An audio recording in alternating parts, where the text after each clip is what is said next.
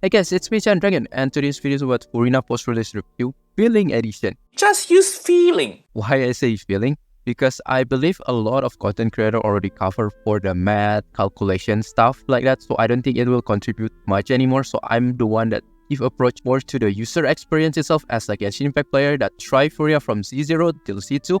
I try to share everything.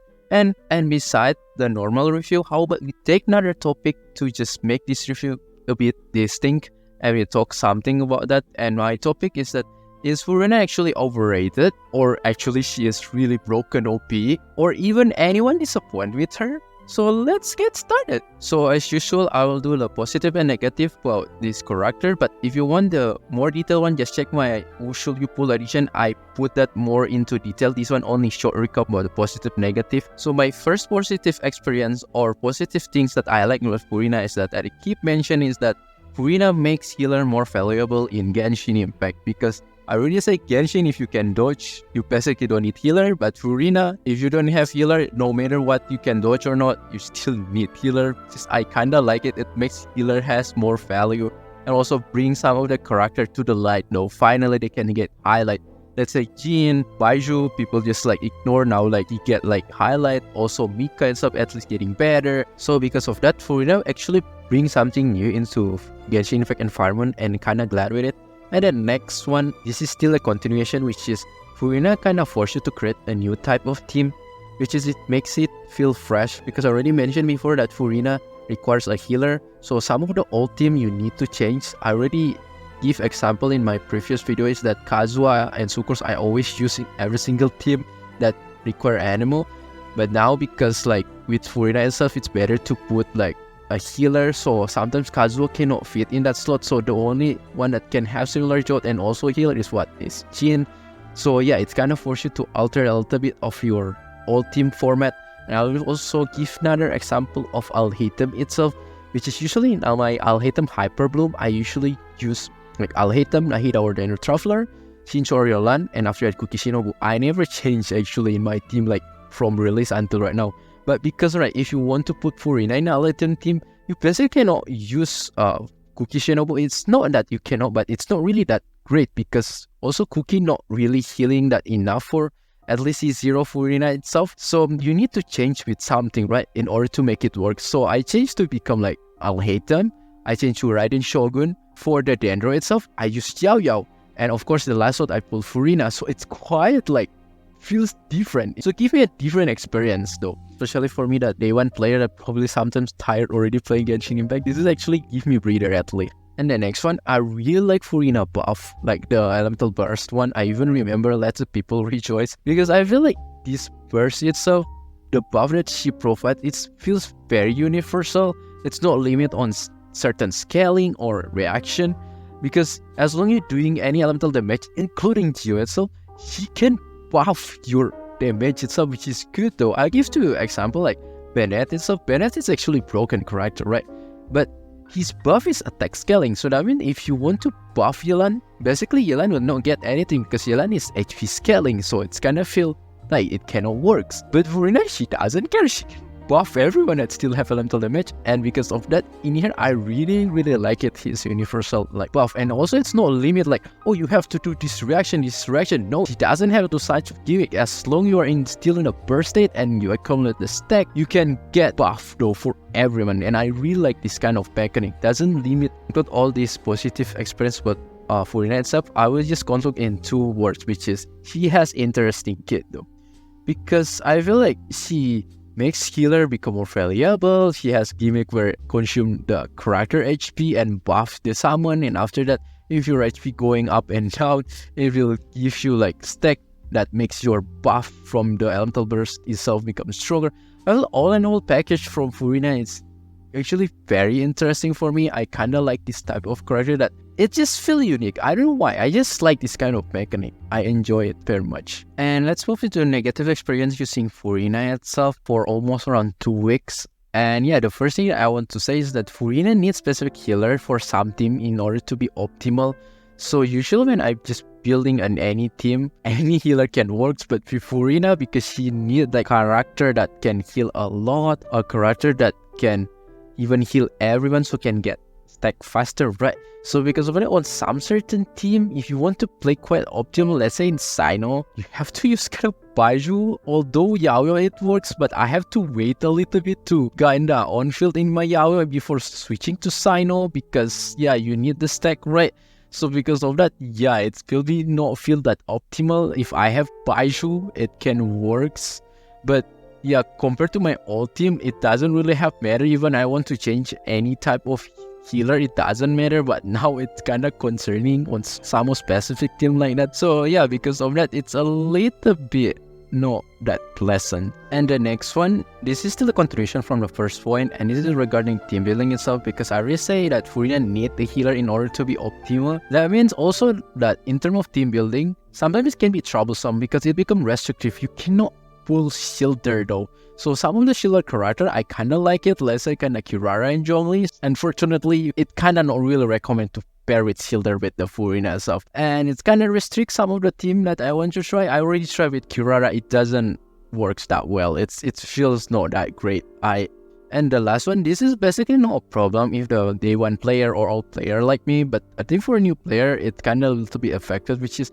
I realize when I do a team building with Furina, maybe I'm just bad at doing a team building, or at least that I feel like all the majority team that I feel like at least comfy or I feel good that did the best with Furina and stuff, it's actually a lot involving in 5-star character though. At least you need like 3 of them, and I kind of shocked like, wow, this is actually quite an expensive team. Like I just realized like I put sometimes Furina, Alatum, Nahida, or something like that, right? So 3 of them already, like, so for a new player, that's a little bit something. And it's kind of contradict with my, like, kind of review before that I say, oh, it's good for a new player, because technically Furina good for a new player, but some of the team gom that actually very good Furina, it's require a lot of 5 stars, so it feels like kind of weird in some of the situation, because we already talked about team how, but we just like talk the team combat Furina that I like. This is only mostly personal preference. There's some of them maybe that I haven't tried. So I will first start with the first one that I tried, which is Furina in Taser, which is basically one of my also favorite itself, because I kind of maybe like too much Taser. So Furina, Shincho can always change to Yolan, but in order to make it less so much faster, I just put Shincho in here. Fuchsia can always, if you want to change with Yae, or Raiden also can, but I just want to make not too much like 5-star itself, but I will still prefer Fuchsia in order so it will make so not expensive. After that, Jin, this is basically good. You can also like use with double Electro if you want, let's you put with Yae, but I prefer to use Shincho or another like Hydro character, just because the Spiral is also technically you need more also Hydro application.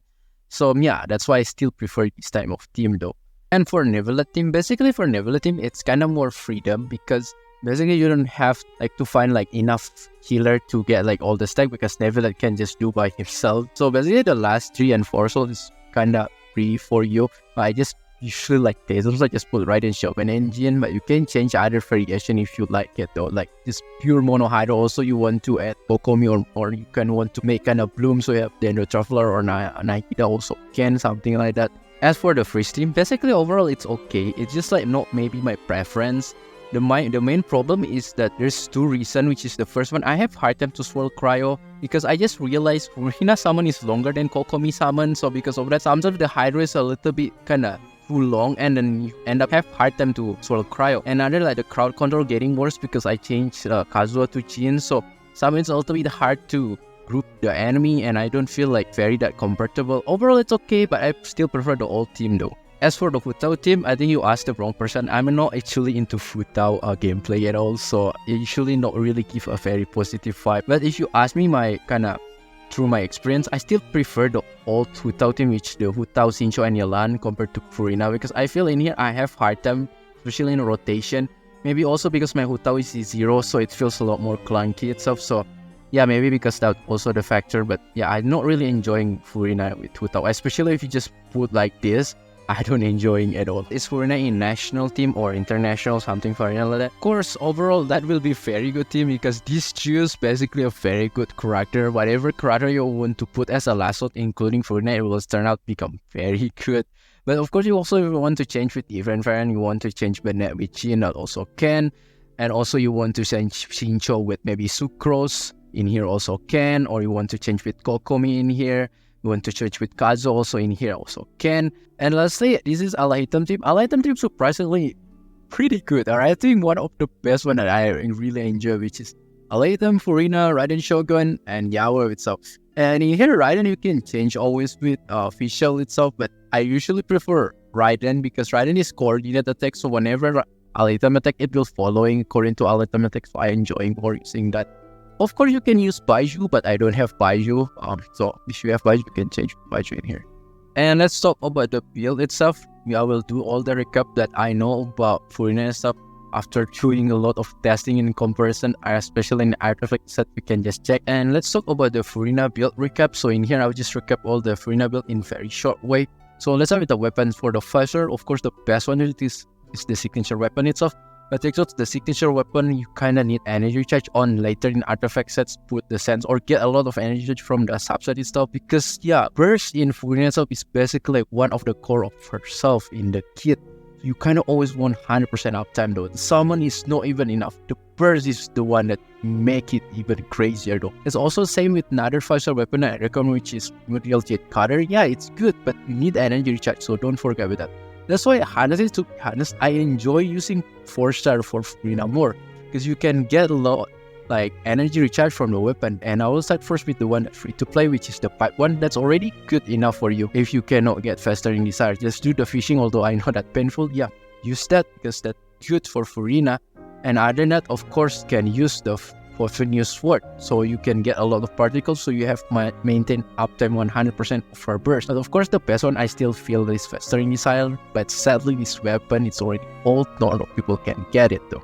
As for artifact, my recap about the best build of Furina itself for the artifact sets, of course, is 4 piece of golden troop. I try every single option. Some of the case golden troop just winning, although I put this worst kind of stat in golden troop still winning, of course, if you want to use as an off-fielder. However, if you want to play on-field, there's actually a couple of good options that you can 2 piece of this one golden troop and 2 piece, let's say, HOD or Tennessee. That's actually still pretty decent though if you want to play on-field, because the gap is built in not kinda super far though with the 4 piece of golden troop. I feel that's the better one for if you want to play on field. But of course 4 piece of hunter I try also not bad. And for the main stat for Furina, there's a lot of I want to talk. Let's start first with the sense. So if you use energy charge based weapon, let's say faster in Desire or Fafanius or the pipe itself, then I recommend to use HP, just because it will give you of course more damage for your summon itself, and it's useful supposed to not have hard time even in any energy charge like requirement anymore. At the worst, like you just need a little bit on the subset itself, and I don't think it'll be hard even though, because you already get in I think quite high amount of ER from your weapon itself though. So that's why invest in HP for more damage is better. However, some of comment, let's say, oh, energy charge is better for your sense. Yes, that's true if you have signature weapon or the non-energy charge based weapon, let's say like kind of Primordial Jade Cutter, then use energy charge because you kind of 100% on your burst all the time. So this one can be better. And in order for you to get like enough AR, if you don't want to rely on this sense, you have to get from the subset, which is can be like gambling or ING. Sure, if you have like superior subset in your ER and something like that in your artifact, but if not, then most of the in general case, you just need to put energy charge in here for the sense. So you have the consistent buff all the time and you will not have a cringe rotation. And for the goblet, a lot of people still kind of worry, should I get HP goblet or should I get like hydro damage bonus goblet? In the end, I already test, doesn't really matter. The damage different, like yeah, HP a little better for the Z0, but if you already go C2, hydro damage bonus can be a little bit better, especially if you already get too much HP. But in the end, the difference is so small until come to the end, like if you are only very specific person, very meta person, maybe super competitive person that only care about it though. But in the end, for me, especially that I only play very casually, the difference is so that much. It's very similar. What's that makes easier for you to decide? Just choose whatever that have superior subset or the at least balanced subset. So the one that have better, just choose that though. And for the Silk Clad, it's actually just very straightforward. It's either if you need more crit rate, just go for crit rate. If you need crit damage, then go for crit damage. But there's thing that I want to highlight is that If you want to try HP, if you're very desperate and maybe you have like quite good maybe like subset in here, it can be a kind of fun temporary alternative for you. At least it's decent. It's still quite far, but not super quite far away. Then you can still use HP, or maybe you have like too much like crit damage, like already over 200 like percent, and yeah, you can equip also HP on certain condition though. But of course, in general, just choose either crit rate or crit damage. And for the substat, I already say there's nothing really different, just prioritize either crit rate or crit damage after the HP percentage. But if you get so much HP percentage, then the another priority can change into Elemental Mastery, because I just realized Elemental Mastery also in Furina is pretty good though. And afterward, it's Energy Charge, also very important, also priority though. So those three you should prioritize. As for the energy charge requirement for Furina, I did couple tests of in Furina Spiral Base. Generally, the one that you need around 180%, that already you almost around 90% of the time you can already afford for most of the team. However, on some specific team, you kind of need even around 200-ish. So I think the recommendation is starting from 180 to 200% of energy charge already pretty much good for Furina. As for Furina Constellation experience, I can only explain until C2 because I can afford more than that. And let's start with the C1. C1 basically it will increase the stack limit of your burst. So technically it will make your buff getting stronger from Furina itself. And I did the comparison that it getting stronger by 4% for each of the character, and including the Furina summon itself. And considering that, that's technically pretty good for the first constellation, because for me, usually first constellation is not that great, but Furina it's pretty much great though. However, if you kinda ask like the clearance in Spiral Beats, it's actually not saved that much. It's only around 5 seconds to 10 seconds at the most that you can save for the time. Although it's kinda like pretty much a good constellation, it's not like a massive jump. It's just like okay, nice constellation though. So if you ask is it worth it or not, I say it's only worth it if you still like need more damage or kinda more time clearance for your Spiral Beast. Otherwise, if you already kinda my account like already can clear like more than average timing for Spiral Beast, I don't think you need this C1 anymore. For C2 Furina, basically C2 Furina impactful the most in her personal damage or her summon. It's increased around 40% in case of my account, and I'm quite sure like wow, there's actually a massive jump from even C1 itself. 40% in personal damage increase, that's crazy though. And also like improvement in quality of life, you can get stack easier. Now you don't need heal so much anymore, you already get like full stack. It's a very good for non-Fontaine character, and that's actually pretty much good though for quality of life. Overall, I'll say the value of this constellation is actually very good if you kind of still need more damage or you still have like hard time to clear Spiral Beast. But other than that, again, I already say that if you already have the good account, like already stable account, let's say like me, the impact will be not that much. Even though the C2 actually very good, and my clearing the Spiral Beast is not make so much different though. It's around like 15 second, 10 second, even like some of the team is only around 5 second though. Because the problem in C2 that I already explained is that, because I already mentioned before, is that C2 Furina can only activate when you use the burst. So if you're not doing the burst, that means you will not get any advantage. So some of the situation, let's say in Spiral Beast or some of your team that need to do specific setup that you don't want to use burst right away, right? You need to set up first though. So the moment you have to do that, that means you will not utilize your C2 though. One of the good example is in the 12th floor, chamber 1 second half, we're fighting Simon, right? So Simon, as I say in my strategy, before I unleash my full like kind of combo, I need to paralyze that machine first though. If no, I'm not paralyzed, I will not use my full setup. If not, it will not make my rotation efficient. So because of that, there's coming a period I cannot use my Furina burst first though. And then because of that, yeah, it's waste of my C2. So yeah, some of the occasion like that, you need to pay attention that C2 might be not always beneficial. Alright, let's move to our main topic, which is it Furina actually overrated or actually broken or OP? And my answer is that the standard of every player is actually different, so it's hard for me to generalize though. So I only give my own perspective, and my opinion is that in terms of overrated, I feel like it's kind of yes or no. So yes and yes, because I see a lot of people doing clickbait and a lot of people just very oversell Furina though, because maybe they want view, of course, especially in TikTok. Oh my god, they sell Furina like it's the best of best, like better than Nahida, until like it come to like it went to the wrong direction though. It feels so wrong though. Don't get me wrong, she's still very good unit, but I don't think even like seeing Nahida, even they say better than Shinshon Yalan. And in fact, I will say that Furina, it's not even Shincho and Elan, they did different thing. So because of that, I feel like it's a little bit overrated by the community because they overselling way too much that can, like I say, misdirection to the people and stuff that I feel like, yeah, it's a little bit not good. But also in the same time, like some of my part of my hype, I want to say no, she is not overrated because she's indeed very strong. She's very useful in terms of power. She bring new things. She bring light to a couple of like character like Jin, Baiju, like that, and that's actually very good character though. It's just like probably I feels like it's a little bit excessive to the like content creator, like especially TikTok or another like clickbait short stuff that I feel it's too much until come like it's a little bit overrated. Regarding Furina as a broken character or OP character, again, it's very hard to justify because every single player have different standard. But for my standard, I feel like Furina is still not classified as a broken or OP.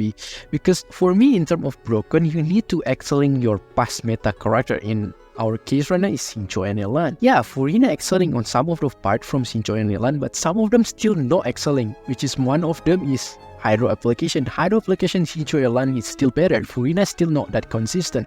So because of that, cannot say she is broken, but instead I say like she is revolutionary, meaning that she provides something different as Shincho and Yolando. She is kind of more like as a buffer. The things that I would say like she is unique. She cannot be compared to Shincho and Yolan.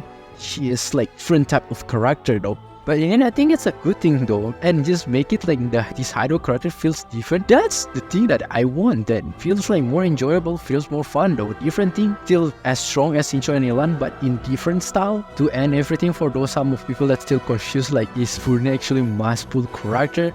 Then probably already know also from my past answer is that no, Furina is not must pull character though. Because in my standard, even that I feel like none of 5-star even like must pull character, at the best I want to say is just very recommended to pull. But if I want to rank like what the very prioritize for you to pull for the 5-star, I will rank like Kazuo and Nahida, of course the first one, and then second or third place is either like Yelan or Furina though. So yeah, Furina is still very in the upper there, but it's not must pull though. In the end, yeah, she's still a very useful character, not a must pull, but very good to have because her utility also still pretty much very solid in general also, and her kit also interesting. So I feel it's another fun way to play. So yeah, still very recommended.